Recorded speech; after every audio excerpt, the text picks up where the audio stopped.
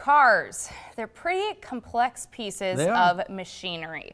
If you have questions on your vehicle, where can you turn for advice and free of charge? Well, right here on the Morning Blend, our expert Peter Fink of Certified Transmission. He's in every other Monday to answer your car questions. Welcome back, Peter. Oh, Peter. fun to be here. This is a pretty great deal for our viewers. I mean, all they have to do is send in their questions and you answer them free of charge. You know what? The questions are challenging, obviously. Okay, yeah. And you know, cars are very complex. Okay, they are. Stuff. You know, when I started, of course, at that time we thought they were hard and complex. Yeah. Okay. Oh my gosh, I think, well, I'll take that car back any day of the week. Yeah, look at them now. You introduce computers to cars. Oh my gosh. You know, the new car, I mean, you get an Escalade, I mean, it's got 50 computers on it, okay? And people will go, why does it cost so much to check out? Well, you got to check every one of those computers or something, okay? And make sure they're working and stuff. I mean, you know, and it ain't just the Escalade. I wasn't picking on. Yeah. Every car every has car, 30, 40 computers on it anymore, you know, so. Well, let's start with the Ford. How about this? Yeah, this one's from Candy. Yeah, Candy wants to know, I have a 2006 Ford F-150 4x4 504 Triton V8 with 93,000 miles. You can see I don't know a ton about cars. Always has regular maintenance done, always garage, no rust, and it runs just fine. Only thing that have ever needed replaced are the power steering system and new wiring in the engine compartment due to squirrels. So my husband and son keep telling me I need to either trade it in and sell it or buy a newer vehicle before something goes wrong with it due to age. My question, why should I sell or trade? I love my truck. Wait a second. The husband and the son are pushing her. First question, though, the wiring with the squirrels. Do you hear that very often, Peter? You know what? Believe it or not, we do see some of those vehicles at our shop and general repair due by rodents, okay, squirrels, usually mice or rats, okay. They get up in the engine compartment. They do, okay, and you know, and it happens kind of in the spring and the fall, maybe even the winter time, not a little bit in the winter, but they're not running around as much. They're probably looking for some warmth. That is exactly what I was going to say. You're driving it, you park it, it's warm, it's cold outside, they snuggle up in there, and the next is they chew on some of the wiring, okay. Now, you know, the amazing part is, it could happen to any vehicle, but it is kind of strange that it only happens to vehicles that have more miles on them and that are a little bit older. So I don't know if something changes with as the wiring doesn't have a coating on it anymore, because I never see a new car get this done, you know. I mean, you go to, say, Woodhouse, and they got Truck Mountain out there and Sid Dillon, and you see all these sitting in the field. You'd think there's mice and everything that would eat on it, okay? They don't. I don't know. And so it must have some kind of coating and wears off after it gets a little bit older. We do see it. It isn't very common.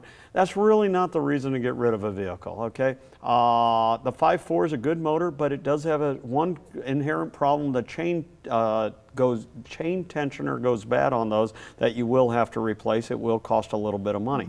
But a new four-wheel drive truck, man, they're $40,000, $50,000. Yeah, not more. I mean, you know, well, and I just seen Ford came out with one. It's close to like $93,000. Okay, yeah. Now that ain't the normal truck. Don't get me wrong, but a normal truck, a decent one, four-door, four-wheel drive. You know, I mean, you're spending $40,000, $50,000. You can fix a lot of stuff for that, okay? You don't have to worry about that first scratch. So I'd say no, you don't get rid of it. You do regular maintenance. You spend a couple $1,000s, even that chain tensioner might cost $1,500 down the road.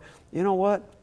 The only nice thing about a new car is you don't do nothing for the 50,000 miles other than change the oil and stuff. But after that, everything starts. Tires, maintenance, everything starts. So that's kind of a lot of money to get that 50,000 miles that you think is free, okay, and stuff. It really isn't, okay? You're really paying for it. It's just hidden in payments, okay, and stuff. You're exactly right. The down payment, too, which is the big one that comes up right off the top. And sales tax, okay? Well, yeah, absolutely. That's a big one, too. This next question, I feel like this is right up your alley, because Mitch is next. He says, my 97 Dodge Dakota V6 3.9 automatic will not shift into drive. It'll go into reverse and neutral just fine, but when I put it in drive, it just revs up and doesn't move. I can't even feel it go into drive. Any ideas?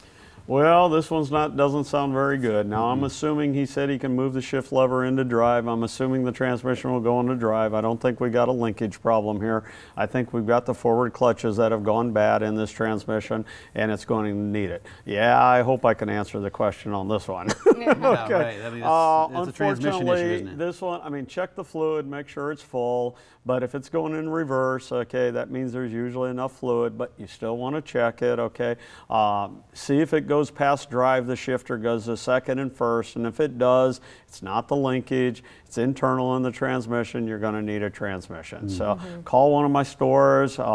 Usually we charge for a checkout, usually we charge for a tow. If you tell them you've seen it on the blend, okay, I'll waive both of those for you to get it taken care of. Check it out for no charge, but most likely you're going to need a transmission on this one. Another bonus of watching the morning blend with Peter there you every go. other You Monday. just saved a couple $100. This guy might have to get a new transmission, which is the downfall for him. That's But it is a bad 20-year-old vehicle. You know what? And I mean, yeah, it is a downfall. But again, we just talked about what trucks.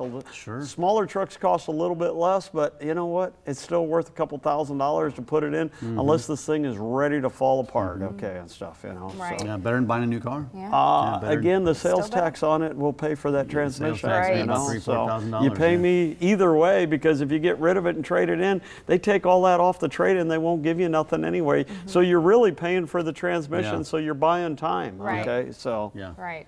Well, Emily's last today.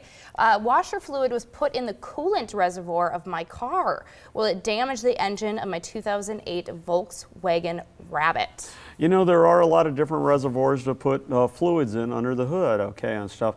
The good news is, first of all, I don't think you put a lot in, okay? Most people aren't putting a full gallon or whatever. But even if you did, it is just still a water mixture. What's going to happen is it would have diluted your antifreeze, okay, that it would not be proper for the winter time, okay? If you get the system flushed, okay, and get the right mix, you're going to be good for winter and everything. Will it do anything? No. You can drive it today, tomorrow, next week and stuff, but you want to get it done before winter, because probably the antifreeze mix isn't bad. If literally it was, I don't know, a few ounces, I wouldn't even probably worry about it, okay? As long as you've had your antifreeze done in the last couple of years. If you haven't, it needs to be done anyway. Get it done and it's fine. But no, it will not cause a problem, okay? Now, if you put that in the brake system or the power steering or something, that would be a completely different story. But with the radiator, no, you're good. I was going to say, if you dumped it in the oil compartment where you put the oil, you'd have probably big problems. You would have a big problem also. That you'd want to get towed, not run it anymore, this, that, and the other thing, okay, and stuff. But in the antifreeze, you're fine. It's just diluted it. It's not going to ruin the engine. It's not going to eat the head gaskets. It's not going to ruin the water pump or anything like that. Good. So, yeah. Very good. All right, great answers, Peter. Yeah, thank you. CertifiedTransmission.com is the website, and there's 5 area locations. Send in your questions to the Morning Blend here. Just go to our website and send them right in. Well, thank you so much. We'll see you in 2 weeks. All right, See you in 2 sounds weeks, Peter. great. Have fun. Yeah.